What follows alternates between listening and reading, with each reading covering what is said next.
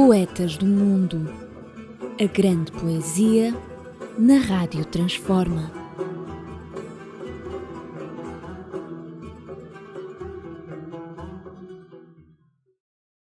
Bem-vindos a mais um programa Poetas do Mundo na nossa Rádio Transforma e Revista em Comunidade.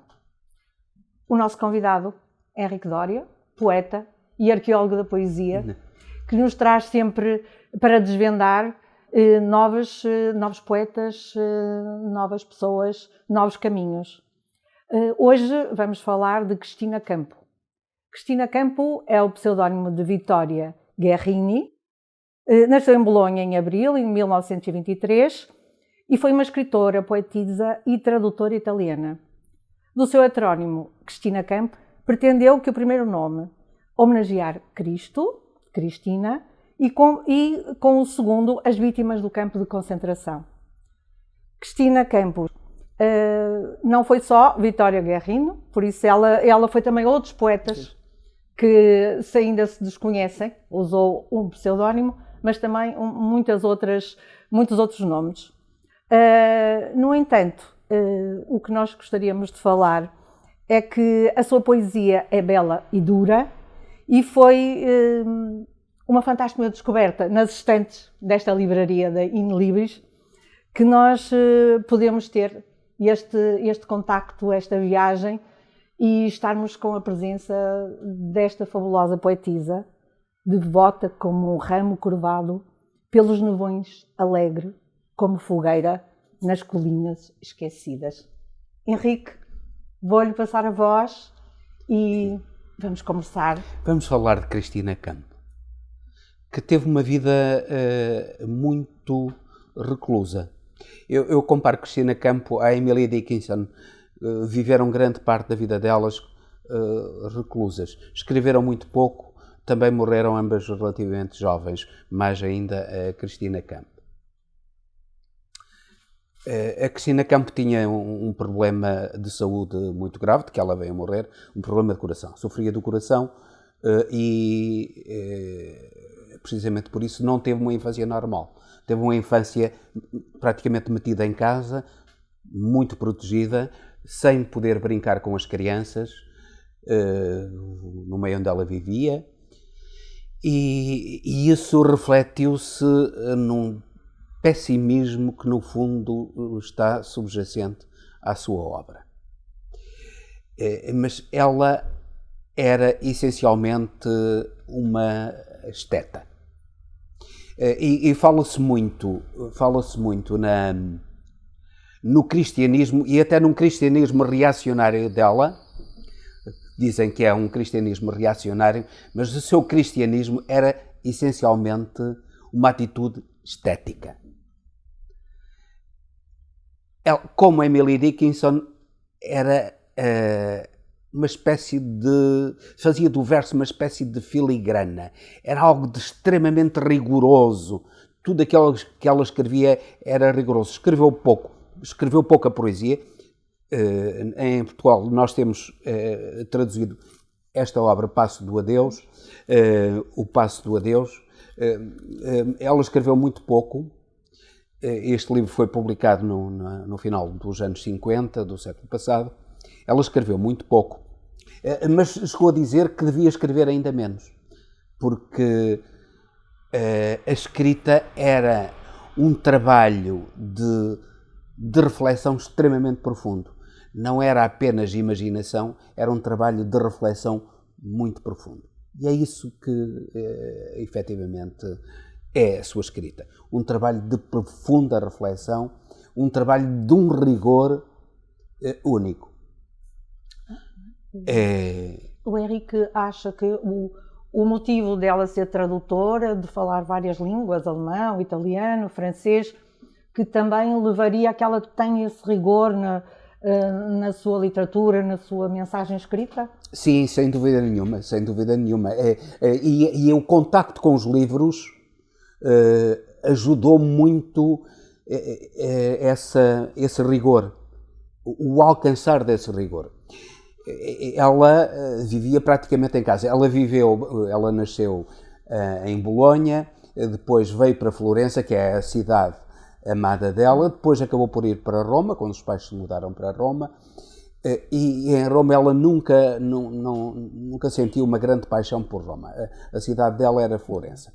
Mas em qualquer lugar onde ela viveu sempre muito reclusa e começou por traduzir, nomeadamente Yeats, e William Carlos Williams, a quem ela fala e quem ela dedica os poemas, e a vida dela, ela própria fala da vida dela.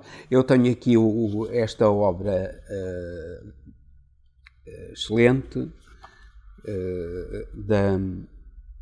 da Sírio Alvim. Os poemas são traduzidos pelo cardeal, o diretor da Biblioteca do Vaticano, o cardeal José Tolentino de Mendonça, cardeal e poeta e diretor da Biblioteca do Vaticano. São traduzidos por ela. É curioso, já agora eu falo de uma experiência muito particular que tive. Eu, há uns anos, visitei Veneza e, lembrando-me de Cristina Campo, eu descobri que havia uma missa em latim, que é uma coisa que já não existe. E uma das características dela, e isso é importante para se pensar quem foi Cristina Campo, uma das características dela, já na segunda fase da vida dela, vamos ver como é que se desenrolou. Uma das características dela era ser contra a reforma da liturgia por parte do Concílio Vaticano II. As pessoas devem lembrar-se do Concílio Vaticano II. Aquilo que fez foi passar a instituir as línguas de cada país onde era rezada a missa como línguas da missa, enquanto que antes era o latim, sempre, em todo o mundo. As missas católicas eram rezadas em latim. Depois no Oriente já não era isso, mas no Ocidente, no Oriente predominava o grego, aqui o latim. E ela foi contra a mudança da liturgia do Concílio Vaticano II. Muita gente chamou-lhe reacionária porque não queria as mudanças do Concílio Vaticano II. Ela não quis as mudanças da liturgia, que é uma coisa diferente de querer outras mudanças do Concílio Vaticano II, que abriu a Igreja ao povo e, sobretudo, aos mais pobres, aos que mais sofriam. Aí ela estava desse lado. Agora, na liturgia não estava. É curioso, e não estava por uma questão estética. Só por uma questão estética. Aliás, ela é dito que ela é muito bizantina na poesia dela. Muito bizantina no sentido de... Os bizantinos são os indivíduos do pormenor, do rigor. A pintura bizantina, os ícones são a beleza e o rigor em simultâneo. E ela, nesse aspecto, é muito bizantina. E ela entendia que as missas rezadas nas línguas, em diferentes línguas, dos países onde elas eram rezadas, perdiam esse aspecto estético. E é curioso que eu fui em Veneza, da última vez que fui a Veneza, vi que havia uma missa em latim. E eu, que estou um pouco nas antípodas dessas coisas, fui assistir à missa em latim para ver se a Cristina Campo tinha ou não razão naquilo que dizia. Sim, efetivamente tem uma razão enorme. Uma coisa é a missa rezada em latim, da maneira tradicional, como se fazia, com o padre voltado de costas para as pessoas, voltado com o rosto para o altar, toda aquela cerimónia, os cânticos à volta e a entremear as orações, foi uma espécie de espetáculo teatral. Era um teatro autêntico, era um teatro. E fiquei encantado com aquilo. E achei que realmente ela tinha razão. O aspecto, eu não falo do aspecto religioso em si, O aspecto religioso provavelmente terá sido melhorado porque as pessoas passaram a perceber o que é que o padre dizia e sabiam o que é que diziam. Muita gente assistia à missa antes da missa ser nas línguas nacionais, assistia à missa e não percebia nada do que aquilo dizia, do que se estava a passar lá. Mas ali perdeu-se realmente esse aspecto estético, teatral. A missa passou a ser um teatro deslumbrante. Aliás, ela era uma aristocrata no gosto. E ela retratou-se, ela escreveu um trabalho sobre uma aristocrata muito importante da família Portinari. Os brasileiros conhecem o Portinari, Cândido Portinari, como o maior pintor brasileiro, um dos grandes pintores mundiais. A família Portinari era uma família muito importante em Florença e mandou construir, pintar um quadro que ficou célebre, conhecido como o tríptico Portinari, para uma igreja em Florença. Imaginem, esse tríptico era tão grande ou tão pequeno que agora está na Galeria do Uffizi, é tão grande ou tão pequeno que foram necessários 16 homens para o colocar no local. E ela colocou-se como Maria Portinari, ela identificava-se como Maria Portinari, como aristocrata, que aparece ajoelhada, vestida de negro, no tríptico de Portinari. Ela era uma aristocrata. Aliás, vemos a pose dela nesta obra, é uma pose profundamente aristocrática. Mas essa aristocracia agora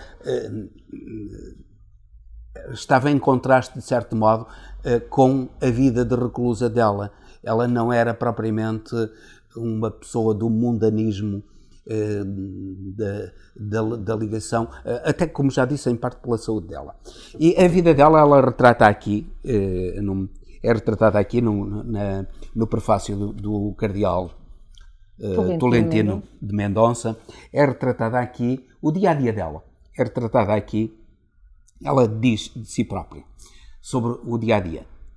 Tomo um pequeno almoço de manhã, estudando os cânones do Concílio de Trento, ao meio-dia, estou a ler o Sacramentário Leonino e à tardinha, junto com o Concílio de Niceia, para depois adormentar-me sobre o Pascendi. O Pascendi era uma encíclica de modernização da Igreja do Papa Pio X. Ou sobre a vida de Santo Atanásio. Misturados com estes livros, na minha cama estão, é verdade, Proust, Pasternak e James. Mas para eles não tenho senão fugidio os olhares, como através das grades do mosteiro.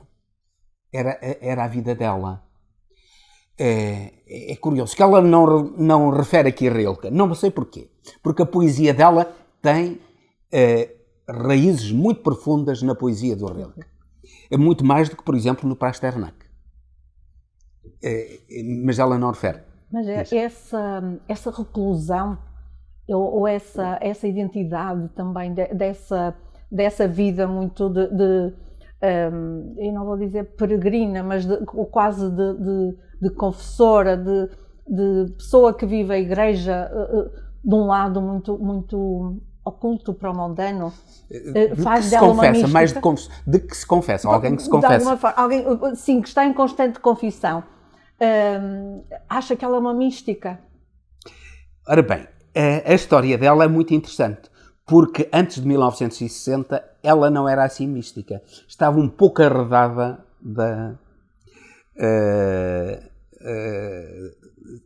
da Igreja.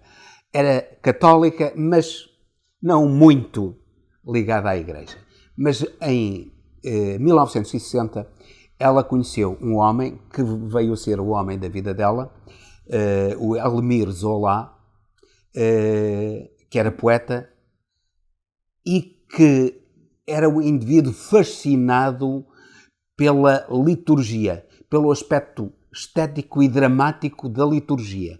E fascinava tudo aquilo que era antigo e, mais do que antigo, aquilo que era oriental. Nós vemos agora, quem compara a liturgia oriental com a liturgia católica, percebe que há enormes diferenças. Eu também, uma experiência própria, estive em Jerusalém e estive numa igreja arménia em Jerusalém. É completamente diferente da igreja católica. Porque, o aspecto, a beleza das vestes, a beleza da decoração, a beleza da encenação, de toda aquela encenação, eu acho que há um fascínio, há algo de muito mais fascinante nas igrejas ortodoxas do que na católica. E muito mais não se compara, porque aquilo que o protestantismo fez foi lutar precisamente contra os aspectos estéticos da religião.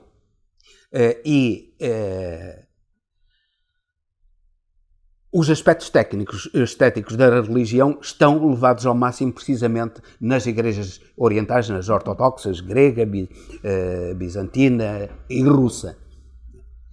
Portanto, ela estava muito próximo disso. E o homem que ela acabou por amar e ser o amante dela, ele era casado, não se podia divorciar, o divórcio era proibido, não se podiam casar, mas ele encontrou um quarto num hotel onde eles se encontravam.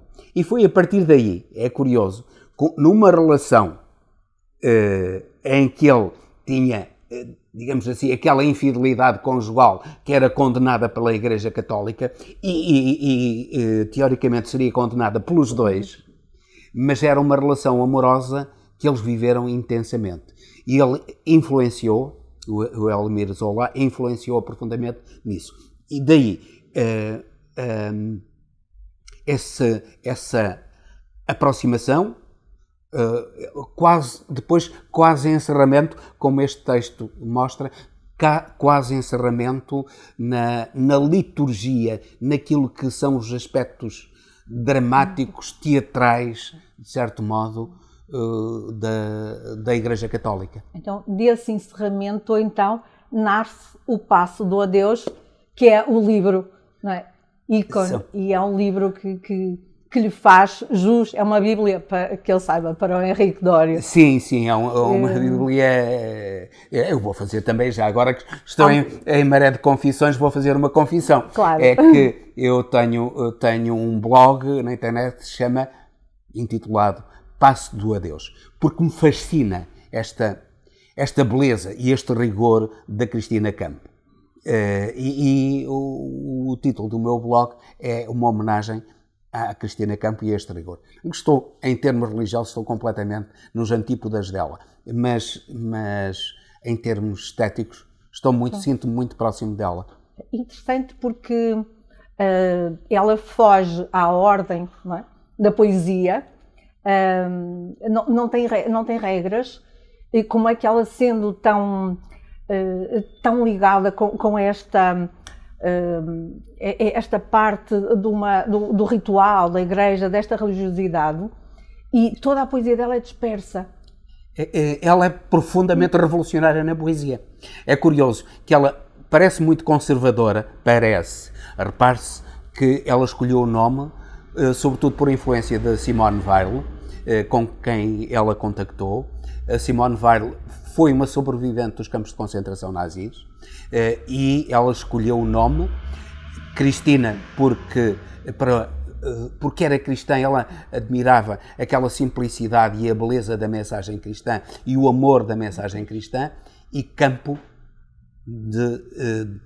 para se referir, para que as duas coisas estivessem ligadas. A tragédia, o horror dos campos de concentração estivessem ligados ao nome que ela escolheu. Como tu disseste, não escolheu só esse nome, tinha outros nomes, um pouco como a pessoa tinha várias personas, mas essa foi a que ficou. Foi. Agora, de corpo e alma, vamos ouvir um poema de Cristina Campo. Sim. Desde logo aquilo que ela sente de si própria e da vida. Ficou para trás, quente, a vida. A marca colorida dos meus olhos, o tempo em que ardiam no fundo de cada vento mãos vivas, cercando-me. Ficou a carícia que não encontro senão entre dois sonos, a infinita minha sabedoria em pedaços. E tu, palavra que transfiguravas o sangue em lágrimas. Nem sequer um rosto trago comigo, já despassado em outro rosto, como esperança no vinho e consumado em acesos silêncios. Volto sozinha entre dois sonos, lá atrás, vejo a oliveira rósea nas talhas cheias de água e de lua do longo inverno. Torna-te que gelas na minha leve túnica de fogo. Isto é o fogo interior dela contrastando com o gelo do exterior da vida dela. E a Eucaristia também. Porque, no fundo, ela está a fazer um relato da Eucaristia. Sim, sim. E também isso. Também isso. Um pouco. Ou seja, ela é sempre, tem sempre esta influência não é, religiosa, mesmo na sua, de Cristo. No fundo, isto é como se fosse o corpo de Cristo. Não é? O sangue, sim, todo o o sangue ritual. De Cristo, o vinho. Todo o ritual. Eu podia ler este livro todo, porque cada poema é de uma beleza única. Mas nessa sequência, a neve suspensa entre a noite e as estrelas, assim o destino entre a mão e a flor. Pelo som suave dos sinos, dileto vieste. Como vara floresceu a velhice destas escadas, ó eterna tempestade noturna, rosto humano. Agora a vida inteira no meu olhar brilha sobre ti, sobre o mundo que o teu passo fecha. Repara, este é um poema à vida amorosa dela. Ela é um poema, de certo modo, de uma certa recolha, de uma grande contenção, mas é um poema à vida amorosa dela com o Émile Zola. Uma vida de amor clandestino. Sim. O passo é como se estivesse sempre a acabar, é uma relação que estivesse sempre a acabar, e o passo do adeus não é? Também é isso, também é o passo do adeus, é isso, ela estava sempre a dizer adeus, encontravam-se fugazmente e ela estava sempre a dizer adeus ao amado. Ao amor humano, ao amor pelo homem, não o amor pelo Cristo, no fundo. Pois, mas passas agora distante ao longo das encruzilhadas do labirinto, por noites chuvosas que acendo no escuro das pupilas, tu, sem mais rapariga que dispersas vozes. Estradas que a inocência quer ignorar e arde para oferecer. Fechada e nua, sem pálpebras nem lábios. Pois onde quer que passes é Samarcanda. Desenlaçam os silêncios tapetes de respiros, consumam os grãos da ansiedade. Mas escuta, entre pedra e pedra, escolhe o fio de sangue. Lá onde chega o teu pé. É um poema, mas onde quer que passes, é um poema ao amado, onde quer que passes é Samarcanda. Samarcanda é uma encruzilhada do mundo, é da Rota da Seda, uma cidade mirífica, de beleza. É isso que está então aqui no poema dela. Mas ela tem ligações clássicas e tu escolheste aqui o poema Simbad, que eu gostaria que fosses tu a ler. Sim, claro. Ora. O ar de dia para dias se adensa em redor de ti, de dia para dia, consuma minhas pálpebras, o universo cobriu o rosto, sombras dizem-me que é inverno. Tu no inocente espaço, onde se embalam ilhas negligentes, e eu no terror dos lilados, numa labareda de rolas sobre a suave doméstica estrada da loucura. Carrega-me cânhamos e azeitonas, mercados e anos. Eu não baixo as pestanas, meia-noite virá, o primeiro grito do silêncio, o tão longe recair do fazão entre as suas asas. Eu acho muito bonito. E o nome Simbad, o marinheiro. Simbad, das Mil e Uma Noites. Sim, é esta referência também ao conto de fadas, porque ela também era uma adepta do conto de fadas.